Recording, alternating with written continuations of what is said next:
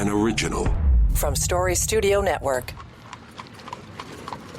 Once around the park, James, and don't spare the horses. Let's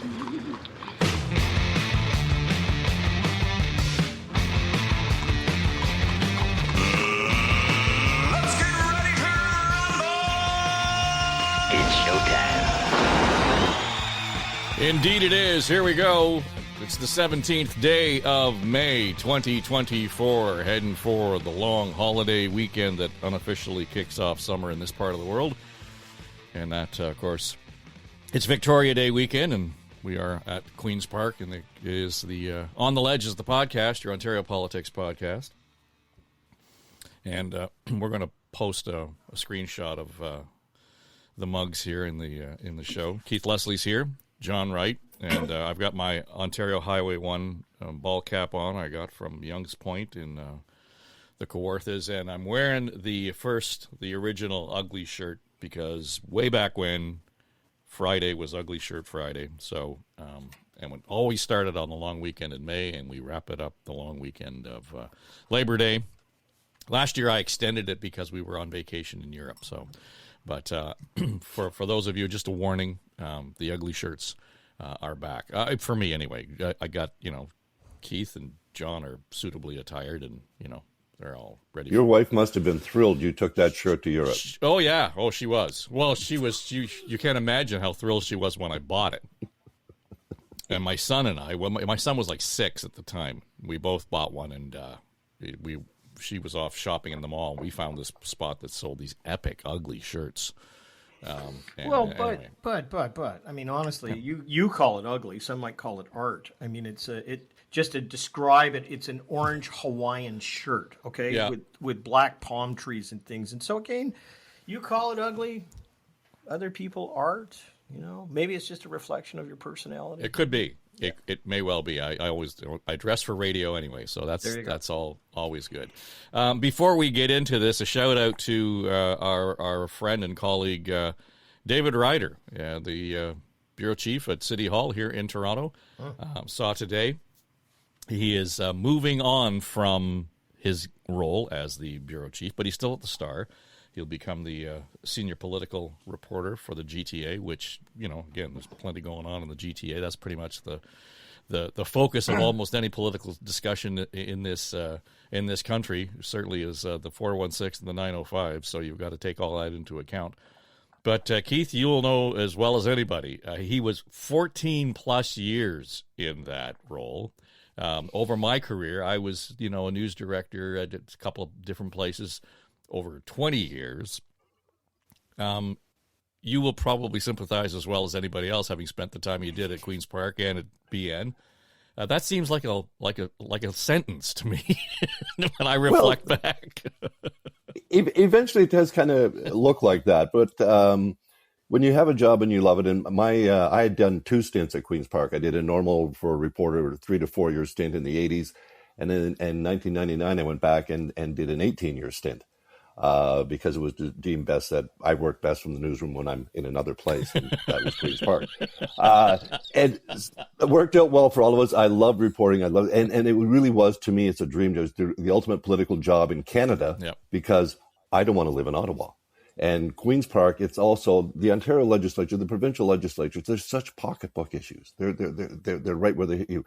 And where's the more pocket? Where's the place that's going to tax the rain? City Hall. And city halls, they are the most important places to be covered, I think, at the political level. Yes, the national gets all the attention. Parliament gets all the attention. Queen's Park gets a fair amount.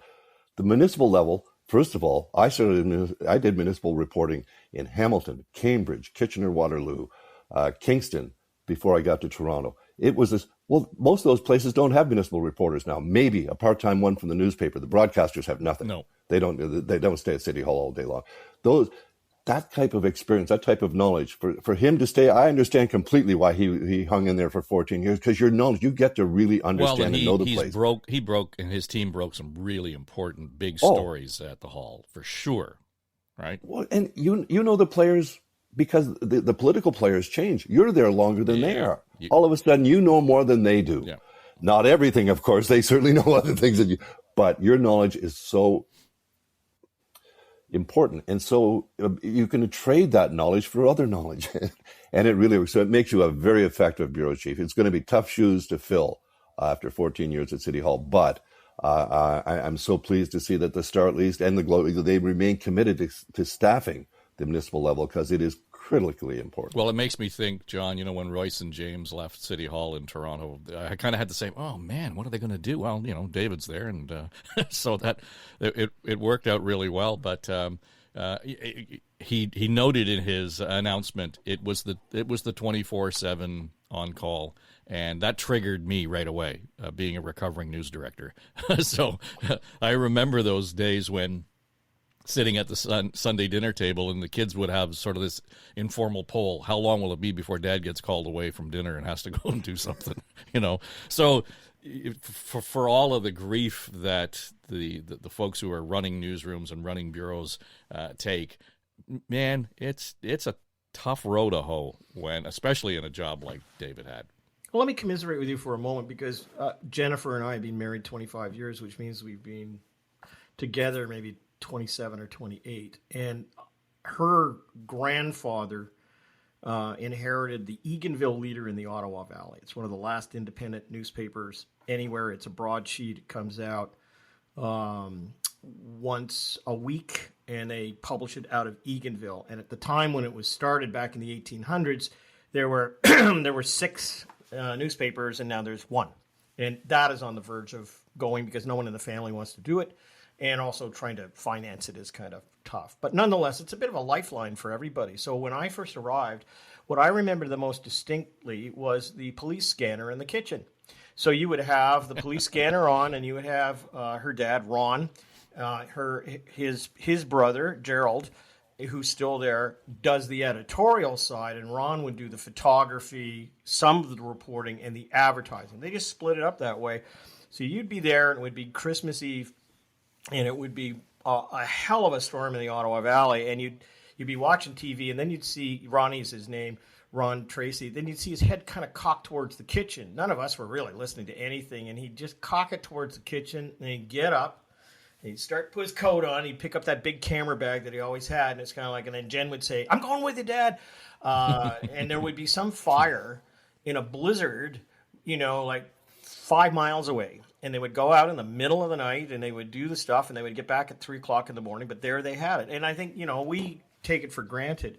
The debate that came up this week on a lot of city shows, where Justin Trudeau talked about, Facebook and making sure that everybody could get notice of the wildfires, and Meadow was having, was squelching all of that. And a lot of the city reporters sort of said, no, I don't look at Facebook anymore. I'm not on Facebook. So you know what? In those communities, you are. That's where you get your news. You go there because you don't have all the other sources. So to be part of a news family, he's now retired, but to be part of that was really something to see, because not only do you do that, there's also trauma involved. I mean, go out to a Highway 17 accident where, 5 people have been killed or dismembered or something, and you have reporters who go out there. It's a little bit like politics at Queen's Park. I mean, it's difficult to stomach some days, but, the reporters who do this are just people, and they dedicate a huge amount to keep us informed of everything going on.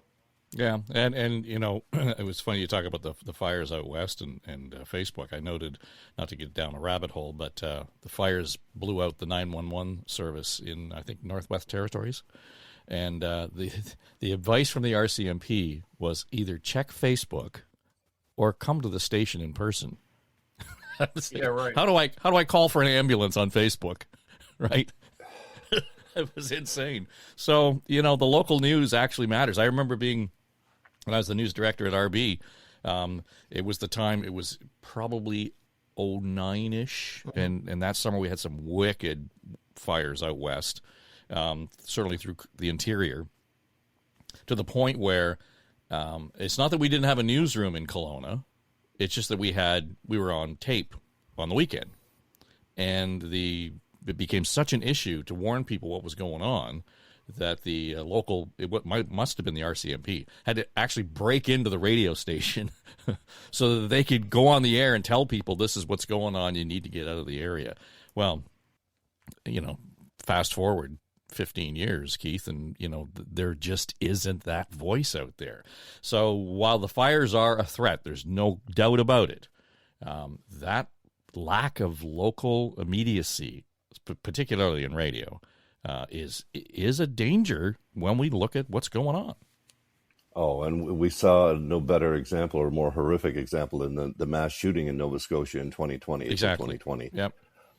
The lack of communication, the police, of course, did a terrible job of getting facts out and getting information out to begin, but they had nowhere to go. They were putting a tweet out 2 hours after things started, 3 hours later. As you say, who's looking? They needed to get to Facebook. There was no one at the radio stations they could contact. There was no TV. There was nowhere to get the message out that there's a man. Now, to be fair to the broadcast community that doesn't exist there, the police weren't saying there was a man with a gun running around impersonating an RCMP officer. But there was no way for them to get that information to the people that needed to get it other than these Facebook groups. And that's one thing I've learned since moving out of downtown Toronto to a small community in the East Coast is that, and I'm one of those, I'm just rarely on Facebook. Everything is done on Facebook in these communities. Yeah. Every sale, whether you're selling a house or garden mulch, it's going to be, everything is just going to be on Facebook, and everyone in town will know about it in like a day. It's amazing. So now we are fortunate here. We in Antigonish, we have a small radio station that's been in existence. I think it's in its 80th year, and it does have two reporters. It won Best Local News Station 2 years ago, and they have a newsroom. I mean, Ken Kingston, I met him in 1990. He was a news director in Charlottetown. Now he's here in Antigonish. That kind of stuff. They're a commitment to the community. But can they send reporters out to all the major events? Of course not. They're just doing their best they can to provide local news. But it is essential, and the loss of local news, especially when CTV recently cut the weekend news in the Maritimes. Well, you get a wicked storm that goes Friday to Saturday, and we don't know who can get dug out, who's stuck in their house, what roads can be passed. But we'll have a newscast Monday night at 6 to tell you. Mm-hmm. Yeah. All that stuff. So the whole aspect of it, the local, the commitment to just providing local news at any level, even below the municipal political level, to the actually what's going on in your community, grassroots in small communities. They're still here. I'm still in a little bit in the newspaper business because every Wednesday morning, my brother and I, we drive 90 kilometers to pick up the Guysborough Journal, the bulk copies of it, and we bring it back and it gets distributed to various stores around the area and to a bin that then it gets picked up and it's distributed to others. So maybe 600 copies of this local newspaper goes out once a week. No, it has online editions and stuff, but these people, there's another one, the Straight Reporter, similar sort of thing. We meet them at the print shop every week. They're delivering, to homes that just don't have high-speed internet. Sure. They can't connect to their online sites. Mm-hmm. This still exists all over Canada. Yep. Even in Ontario. There are places where these small local newspapers that come out once a week are still vitally important. And don't kid yourself. And there are fewer and fewer and fewer, watching them hang on by their fingernails. But they're doing the best they can to just, again, be there for these people that don't have the high speed. And it seems, I know, almost impossible to believe to people that they don't have online full-time access to the internet. Well, they don't. Yeah. Well, my mom and dad used to live in Sombra, which is kind of halfway between Sarnia and Chatham, right on the St. Clair River. There, in the middle of civilization. There was no high-speed broadband there, and this is up until like 6 years ago, so I'm not quite sure where they are. So, yeah, you're right. But all that to say, congratulations to David and the team at the Star and all of you who are toiling and doing the good and hard work of making sure that you're covering your local communities because, I quite frankly, I think that given the way things are going with the new owners of the Bell stations that have been sold off, the way things are going with guys like Jeff Elgie at the Village, Village Media, I think that we're going in the right direction here. Just in terms of that local ownership, the local focus, there's local presence. It's we're getting the Village Media model seems to be really working. It does. It's working. So and I know that they're going to launch one in Toronto. So I'm going to be curious to see how that plays here in the big city. And I'm not saying it can't, but I think people will be surprised, Keith, at the thirst for what they will have to offer. We bitch about it, but we've still got, for all intents and purposes, 4 daily newspapers in Toronto. There's no other market that I can think of that has that kind of robust media, plus the talk radio, plus the CBC, and so on. I'm surprised Village Media would actually want to come into it. They're doing so well in what they're doing, bringing media coverage to communities that just don't have it or have lost it and desperately need it.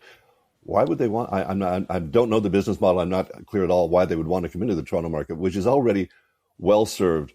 As I say, so many communities, especially the smaller they are, the less likely anyone is watching their town council do business. Yeah. Yeah. So anyway, we'll watch with interest, and we would encourage you, as I would always say, this podcast is not based on a Google search. So I would suggest that any of the news that you do want to acquire, this one we're offering up for nothing. You just have to hit the play button on your podcast app. But when you are asked to subscribe, do so. Do so. I don't know, we're off on a tangent, but I don't understand the mentality where if it was a newspaper in the paper box, you would have put a quarter or $2 or whatever it was in the box to buy the paper. But when it's online for the same story, the same content, the same work, the same research, they want it for free. So I don't understand it. If you're going to complain about the media, at least invest in it so that you have some skin in the game. All right, here we go. I'm fascinated by this story that came out about and you brought it to our attention, Keith, the story about the need for nurses in Ontario and PSWs. We're up to like this, I don't know, what is almost 70,000 vacant or jobs we're going to have to fill in the next 10 years, basically, right? Give or take here in Ontario. I think it was the next 8 years, we need 33,000 registered nurses and 50,000 plus personal support workers. Okay, so over 80,000. Yeah, all right. Yeah. By 2032, an astronomical number.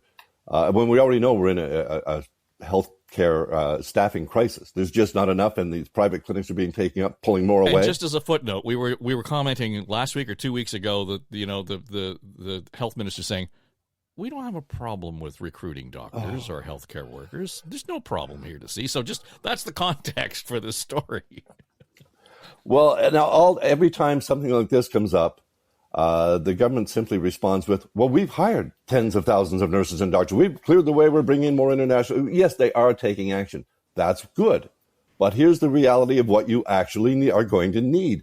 What are we going to do to address that?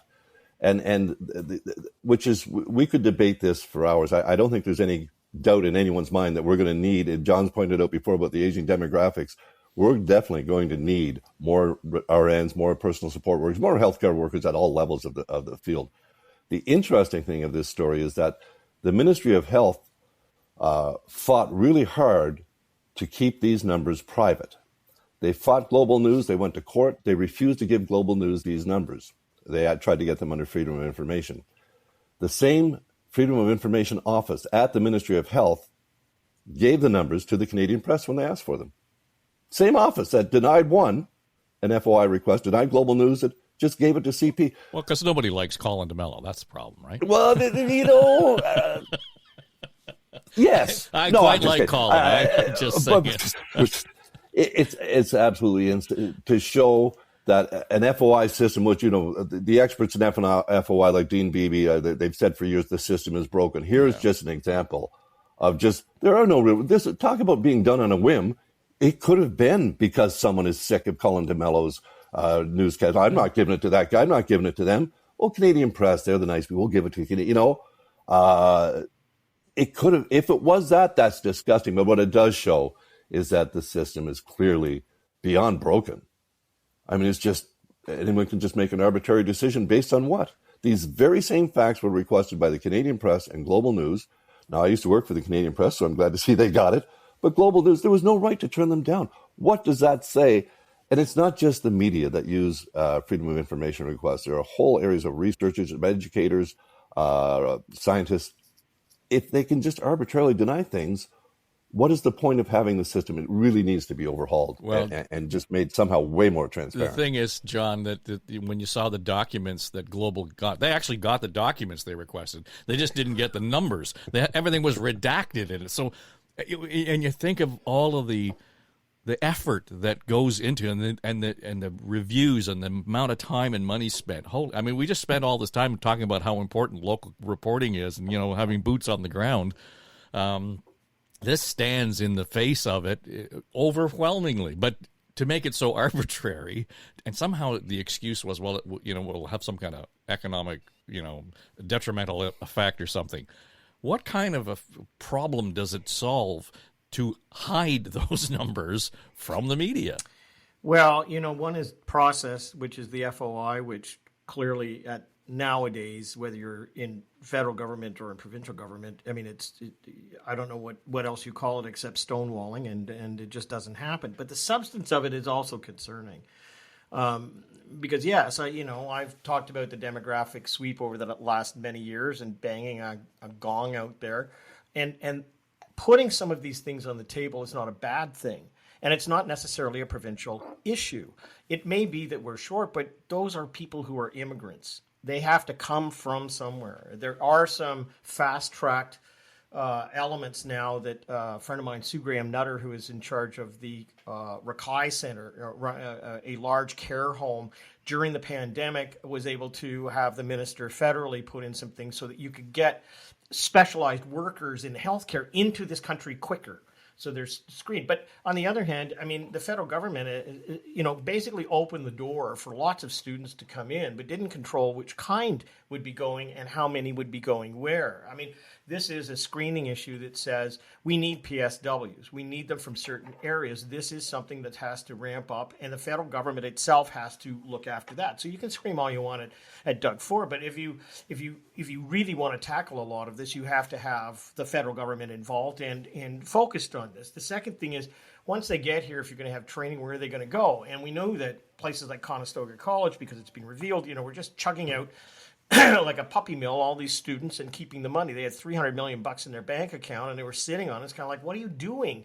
So there is some coordination here, all to say that the sand is running through that clock, right? Like it's that glass clock, or whatever you call it, the sand is running through it, and we have about 10 years before. You think it's bad now, but I would have probably handled it a little differently being in a minister's office, because it's coming from a minister that doesn't like anything to do with the media, hardly makes herself available on anything. But you could have turned it around and said, look, we want to help. It ain't our problem. I mean, we have to sit down with the federal government. We have to work things out. And honestly, I don't know whether or not, if the Poilievre government is in Ottawa, whether this is going to change anything or even make it harder. So I don't know why you wouldn't release something like that to Global News or anybody else, but use it as a positioning statement saying, look, we're all in this together, and some of these partnerships are not working well, and point the finger where it needs to be pointed, and that is the gatekeeping that has to be looked at in terms of getting people into this country to have those roles. Yeah, well, to some degree, and we've said this before, the government at Queen's Park, Keith, just seems to be reactive. Knowing that the request was there, it's not like it happened overnight that these numbers were eventually revealed. Okay, you know what? While we're processing it, and there are legitimate times when we can't really reveal these details based on the documents you've asked for. I get that, but to John's point, there was more than enough time to sit in the war room and say, okay, we're going to release these, and here's how, and here's why, and here's the stance we're going to take. This is an opportunity to launch one across the bow of the feds, or to say, in conjunction with this, we've decided to close the loopholes around colleges, university, whatever programs are out there to boost. I mean, holy shit, there was a great opportunity there to turn this into a positive, but they don't ever they're always on their back heels. And this, as you say, is the low-hanging fruit type stuff, because these requests for FOI, there's an FOI office in every ministry. And of course, the political staff are made aware of who's requesting what. I don't know if it's supposed to be, but we all know this. They're absolutely made aware of who's requesting what. And that gives the government, an opportunity, as you just pointed out perfectly. Here's what the facts are. Here's what we're doing about it. And you know what? As both of you just said, this particular problem is a large part the federal government. We're working with them as best we can. But you have your talking points there. You don't come out with this lame excuse that denying these figures to Global, where we need tens of thousands or 80,000 in total of nurses and PSWs, it's going to somehow hurt the government's competitive advantage when trying to hire these people. There's no secret anywhere in the world that we need healthcare workers, and we're probably going to have to pay them more than we're currently paying them. So the lost opportunity here to just put your best foot forward on some rather startling numbers, because I think those of us that are at that point in our life, we're just getting into the mid 60s to the mid 70s. When we see the next 10 to 15 years, even the next 8 that this forecast is out, that's a scary time. There's going to be a lot of people needing healthcare. There's no doubt. Are we going to be able to provide it? Are we going to be able to provide it with the level of staffing? Or are we going to see, as we're seeing now, the Durham Hospital, they're closing their 11 inpatient beds. But we're not closing the hospital like we did in Minden. We're just taking out the 11. What the heck is left? The healthcare needs going forward, the demographics have been known, as John points out, for so long. And we're going to try and rush this massive build and massive hire of healthcare workers. And then what happens 20 years after that? Are we going to have a surplus and all these? I don't know. It's just been so poorly thought out, and we're racing into something now that should have been dealt with, in a much more moderate level all along. I want to get to the Fakiri family story in a minute, just in terms of the government's response to the coroner's recommendations in that story. And if you don't know what we're talking about, we'll explain it. But I do want to get on this healthcare thread. I want to get to something that you were talking about, John, before we came on. And that is healthcare as it applies to our veterans. And in my experience, it's not just our veterans. It's those who have transitioned from the career as a military veteran to a civilian life. And what I have learned, because we've done some work with the folks at the Chronic Pain Center of Excellence in Hamilton, and they are lost in the healthcare system, particularly when you move out, when you retire from the military and take up a civilian career. It's probably unusual for you to retire without some element of chronic pain, without some need for some kind of medical treatment because of the nature of the work you did. And what I learned is that if I were to leave the military today and I was having treatment for a back problem, whatever it might be, mental health issue, whatever it might be, as soon as I step away from the military, I'm persona non grata for all intents and purposes, because I have to reacquire a healthcare card, I have to find a doctor, I have to get back into the system. I'm left abandoned almost virtually by the system that was treating me for the last 8 years or however long my career might have been in the military. It's unconscionable to see that that's happening. I understand that the feds are the ones involved, but here's an opportunity for the provinces to step up and say, this is the kind of programming that we are going to have in place to support our veterans before or after their years of service or during. And it doesn't just apply to their healthcare issues. I mean, there are all kinds of gaps along the way where we're realizing that they can't get services that you and I and Keith can get just because, well, we're not military. Well, and full disclosure, I've been an honorary colonel with the armed forces for 13 years now, and I've served an Army Reserve Regiment and Air Force. I've been chair of Wounded Warriors. I'm currently the honorary colonel to the Chief of Defense Staff as the first one. And so I've had, a lot to do with seeing these families. And I would take it even one step further. So I know all about the veteran side of this, but those serving, and if people are listening to this, I mean, if you are moved, let's just say that you are a family in Winnipeg and you are transferred to Trenton. And that happens regularly. It happens regularly because you've got the two big air bases there. Once that happens, the following takes place. Number one, your spouse who may have a job there no longer has a job and has to seek something out at the other end. Now, okay, that's fine, but that can happen every 3 to 4 years. Number two, there isn't adequate housing for these people. I mean, the federal government recently announced in the budget a certain amount of money that if you amortize it is towards military housing, Canadian Armed Forces housing, $7 million a year. Okay, that I was standing in a helicopter 408 squadron, 48 hours ago, looking at helicopters, and the frame for that helicopter alone is $9 million. So the airframe itself. So the amount of money being put towards on-base situations is terrible. But nonetheless, if you own your home outside of that, let's say you bought it and you are now transferred, you're going to pay the price in terms of the equity.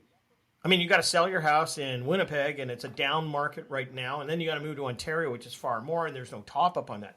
But more importantly, the health care that's offered. I mean, you can't even have an interprovincial driver's license. I mean, I can go to the CAA today and for $60 buy an international driver's license. It gets me, once I land, I can take a car and rent it from Hertz and go anywhere I want to. And you can't have a military person do that in this country. But more importantly, once they arrive in Trenton, they have no doctor. They go to the back of the queue. Mm-hmm. They have no support for social services. They go to the back of the queue. And, other people might argue, well, these people have to go to the back of the queue because everybody else is, in a situation where they're looking for doctors and stuff like that. I can tell you, and I probably will, do a poll that would show that veterans should rank at the top and would in terms of priority sequencing this. So it all falls. Dave, you're right. There are certain parts of this that are federal. There's no question about it. But it does fall to the provinces to do something. And if you want to negotiate with all of them, which often is the case, it's not going to work out.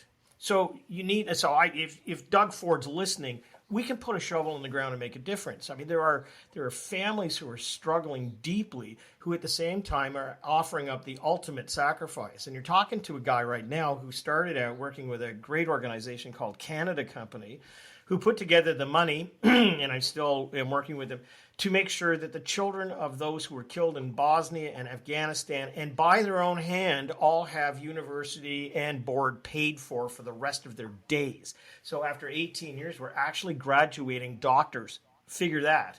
So, nice. These are the things that civilians are involved with that provincial people could kind of look at and go, let's see if we can fix this. To your point, the veterans themselves have issues, but the current armed forces on the ground who tomorrow could be sent to Latvia or out to China to deal with the defense circumstances in Taiwan, those people don't have access to things that we currently have because they've just moved here or they've run out of the ability to get it.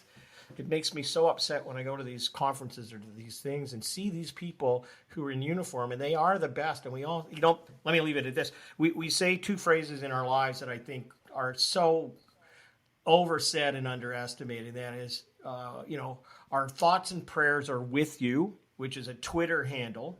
And the other one is thank you for your service. I genuinely thank them for their service, but it seems to be that's kind of where it ends, and that's where it should be beginning.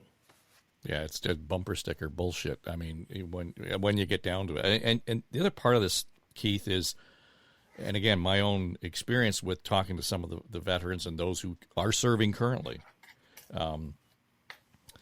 there's a certain trauma that comes with the job. I mean, that's, undeniable. But it's not just those who serve. There's sort of this intergenerational effect of trauma. And there are young kids who are living with that trauma because of what's happened in the family home as a result of the lack of support and medical assistance that mom or dad are not getting in their service to the country. It's absolutely true, and it's shocking when we hear these. There's been some horror stories, absolute just tragedies of veterans coming home and getting discharged, and yet getting discharged because in part they had a mental health issue, and they're coming home with PTSD. They've been exposed to something just horrific that they can't talk about or won't talk about or whatever. It's rattled into their core, and without getting supports, they're now out of the military. They're on their own. They may be waiting to get health care, mental health, or a doctor to just get someone to see. They're on the waiting list like everybody else because there's no priority given to them. And there's the suicide ideation. Some have killed families. They haven't gotten the mental health they should get. These are just absolute shocking horror stories that can be dealt with, or at least, I don't know, dealt with, but at least some help can be offered right off the bat. Whether you retire from the military, whether you just quit the military, or whether you're discharged, even, dishonorably, there should be help for. Why was he discharged? He went into the military with good faith, he or she. Why were they being discharged? Is there help for them? The mental health, because, Dave, you mentioned the generational, the kids in these homes, they don't ended up feeling suicidal. This is for the families of the people that are putting it all on the line for us. We all know a military job is not a high-paid career.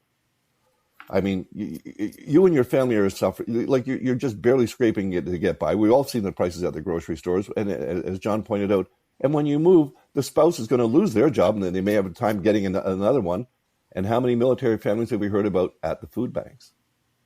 So all the way along, from everything from just economic support to right up to mental support, where and you're thinking about the interprovincial driver's license, just all that stuff. This just should be automatic for members of the armed forces or former members of the armed forces and their families to just, okay, when you're transferred to a new community, if there's a waiting list for a doctor, for a family doctor, you need to get at the top of that queue coming in. You weren't, you're not moving in there on your own choice. This is your job your government is sending you there to do this. There's so many ways that we could be helping out that we're just not. And John, to your point about, taking a plan to Doug Ford and you get it, one province, a major province, get on board and start helping. That I think is an honorable way to go, and I think it will get some traction. I honestly do. And let me close off this just even at on the ground boots level for civilians. So I'm entitled to wear certain uniforms. I hold the rank of colonel, and yes, it's I see that I'm there to honor them, not to be honored. That's my role, is to help these people. So we're down at this conference, and if you're in the Air Force, you can wear a flight suit, and you've got all your markings on it, just like it would be normally. You got all your accoutrements, or you can wear what's called cadpat, which is more of the relish type thing you see them wearing with the boots to go into battle. So most people wear one or the other. So I'm wearing the relish, and so is my colleague, and we show up at the Halifax airport. And he's flying on one air carrier. Now, just this, Halifax is a seriously military devoted town. I mean, Shearwater, whole 9 yards. I mean, this is a culture of military in that town. Right. And so to juxtapose this, if you go into the United States and you are in an airport, you will see a lot of people in uniform. In this country, we don't see enough of it, and that is some of it is regulated. Especially after Corporal Cirillo was shot and killed on Parliament Hill, but the more presence of uniform, the more likely people come up to you and say, what is it? How can I join? I want to do something. So presence is important. Nonetheless, in the United States, they have centers that are USO centers, and if you are there with your family, you can go in and relax before you get to your plane. Or there are other there's different airlines that offer all kinds of services. So you stand in the airport, and I've been there so many times, and they're in their uniforms and they're transferring from plane to plane. They get priority boarding, and people applaud when they're going on. Like it's remarkable, and part of it is a cultural thing. So we walk into this air terminal, and he's on one airline, and I'm on the other, and he says, "I wish I could just change into my civvies and get out of these things because I got to fly to Winnipeg." So I said, "Come on with me, and we're going to go over here. I've got my pass with a guest," and the response from the desk was, "No, he's not flying our airline, so you can't come in." And it's like, all he wants to do is change into his civvies. "No, I'm sorry, we can't make an exception." So the concierge had to come over, and there was a wink, wink, nudge, nudge, and it was kind of like, okay, we'll make an exception for this, but don't tweet about it, and don't talk about it, and don't tell who it is. And I'm not going to tell who it is. Oh. But it was the whole thing of we're standing there in our military uniforms, and they don't know that we're honoraries as opposed to the real deal. And all he wanted to do was change his clothing, and there was the bathroom right there in that area, and it had showers and things, and it was no. And I just find that, we talk a good game about we respect these people and we would give them anything because they're on the front line, but there's a perfect example where maybe some of them would say, when you are in uniform and you are traveling, you can use our lounge. I mean, goodness knows, you're only going to be there for an hour or so before something. These are the little things that make a huge difference in those people's lives, and it gives them the respect they're due. I want to finish on this story of the Fakiri family. Solomon Fakiri was killed in a jail here in Ontario in 2016. Coroner's inquest determined that it was a homicide. And for those of you who aren't kind of up on the jargon around a coroner's inquest, a homicide just means that a person died at the hands of a human. Essentially, that's what it means. It's not like a homicide charge or a first-degree murder charge, like so to speak. The point being, though, there were, some almost 60 recommendations, whatever, that were offered up by the coroner, and that's always the case. It was presented in December of last year. Here we are, Victoria Day weekend, and so far the provincial government has done nothing in terms of responding to or even suggesting that they're going to lean one way or the other on some of these recommendations. The family's asking, what the hell? This guy had suffered from mental illness, died essentially at the hands of guards in the facility. And Keith, it's just again one of these. Lots of lead time here. What was he doing in the jail or the prison in the first place? This man was arrested because he was having a mental health crisis. He was a schizophrenic, and he stabbed someone. That was, criminal act. But he was having a mental health crisis when it happened. He was a diagnosed schizophrenic.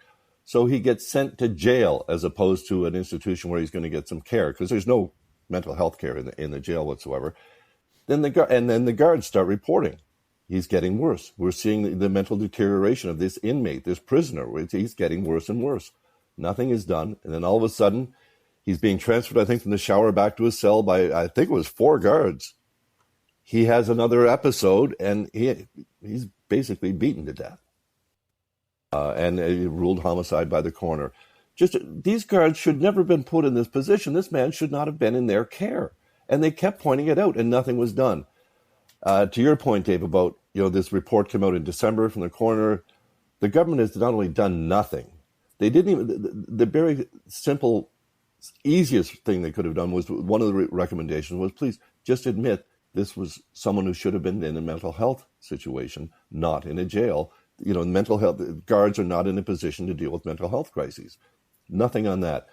The family wanted to meet with the Attorney General. No. He ignored them. Oh, yeah, it's a horrible thing they've gone through. We're looking into all this stuff. But why? You really can't do anything since last December to talk about how you can change this situation so someone else in a mental health crisis doesn't end up in jail and dead because guards are just not in a position to properly deal with it. Oh, but John, the government is, quote, continuing to carefully review the inquest recommendations and will respond to the Office of the Chief Coroner directly, unquote. I am a founding member of the Association for the Defense of the Wrongly Convicted, which is now called the Innocence Project. And it is funded to $1 million a year, and it dealt with David Mildgard, and Guy Paul Morin was one of the ones that we were involved in. Cal Bricker, who I think was actually had Guy Paul Morin at staying at his home because they sponsored to get him out of jail at the time. And I think there's 2 things that always cross my mind in this. Number one is that we assume when someone is charged that they are pretty much convicted.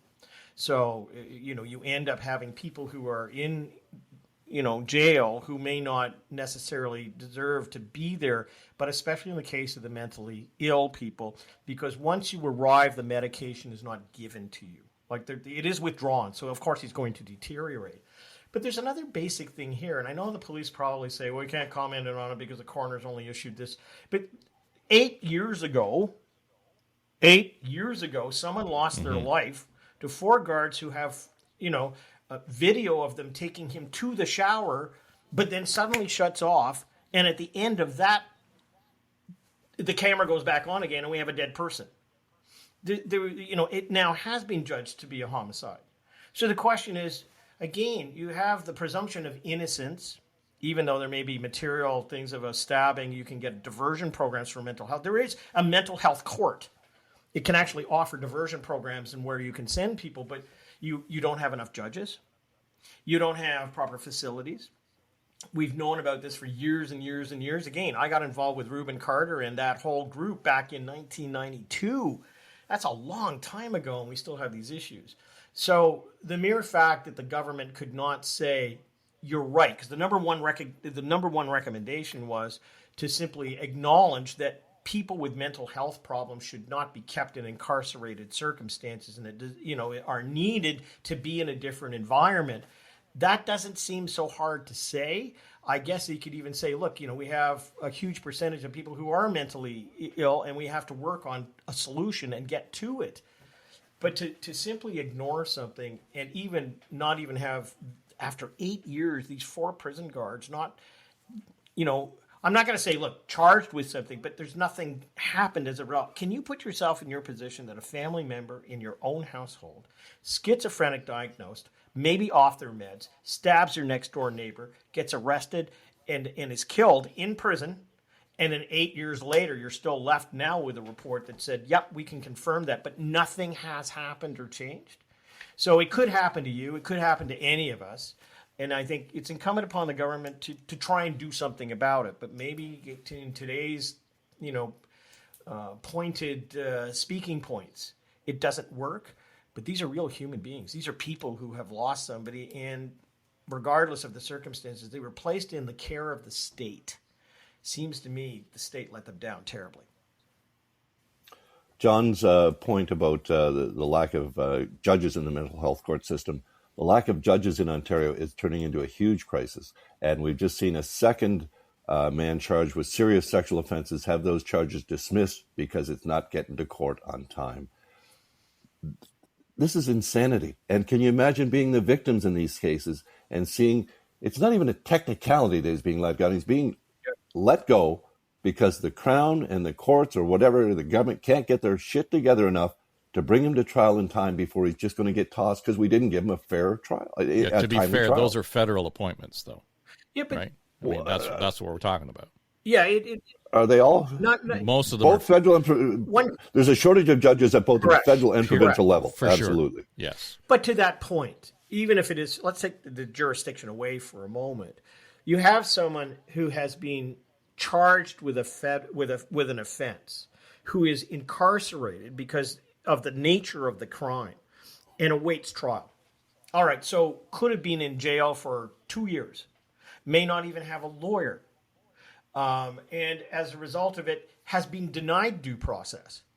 Okay, so I'm not assuming that the person was guilty or innocent in the circumstances, but again, imagine this is bonfire of the vanities. I mean, you can get caught in a system where you don't get representation, you don't get a judgment, you don't get anything.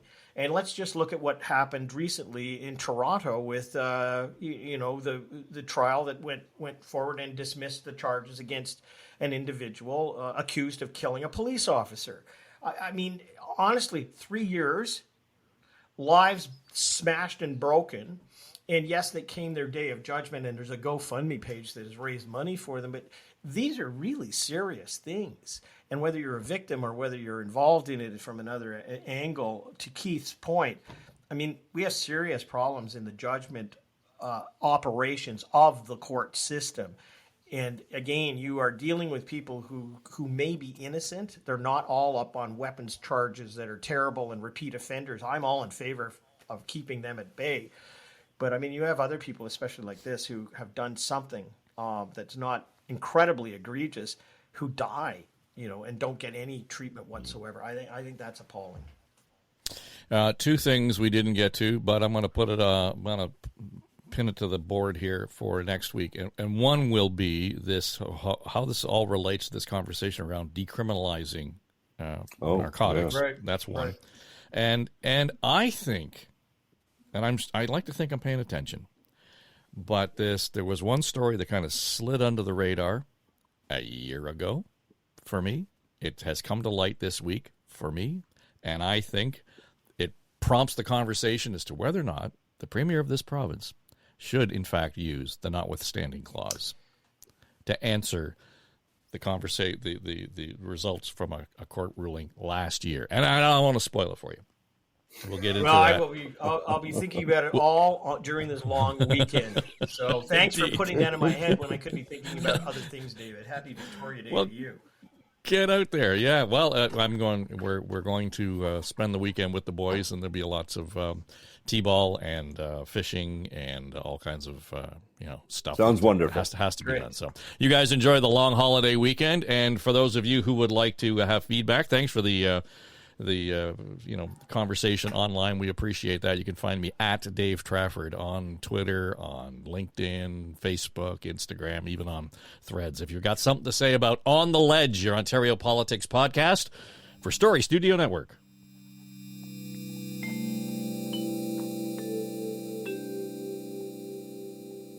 This is SSN. Story Studio Network.